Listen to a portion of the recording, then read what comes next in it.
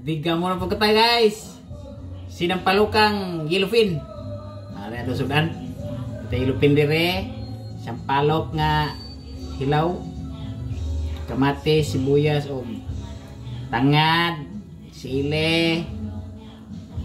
Ito, talbos ng kamote. Manig itong tinanom dito sa tuang farm ba. Tara, let's go. Luto tayo.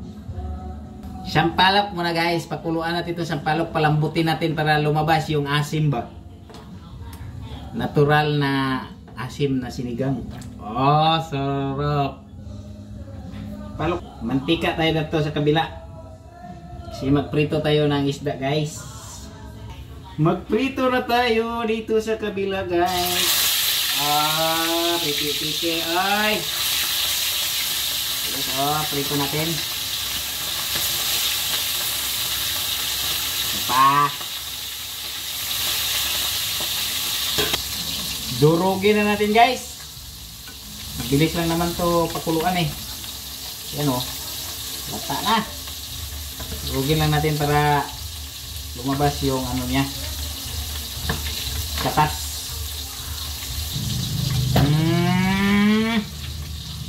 Sunod na itong isda. Kain kayo isda ha para lulusog ang iyong mga heart. Isang heart na pala. Ang lag. Pila yan to ang kamatis o sibuyas. Okay. Pakuluan o tama-tama. Asin eh. Asin eh guys. Asin eh. Bit sinig pinakadaghan. Balik dos. Gamay lang guys. Kana raw. Kurawin. Gamay. Pakuluin. Luto na yung prito natin guys. Tama lang to para juicy-juicy yung laman. Sarap. Kulong-kulo na guys. Tikman na natin. Tikime, tikime.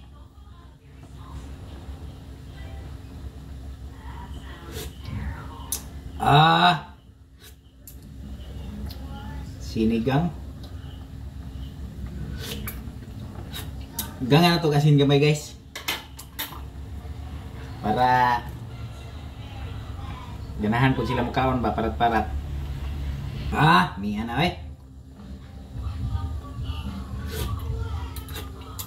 Hindi na kumundang o tilaw. Sinampalukan guys.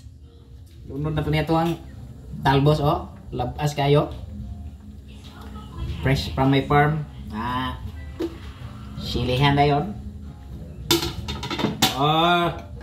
Sarapan na niya kung sinampalukan guys oh.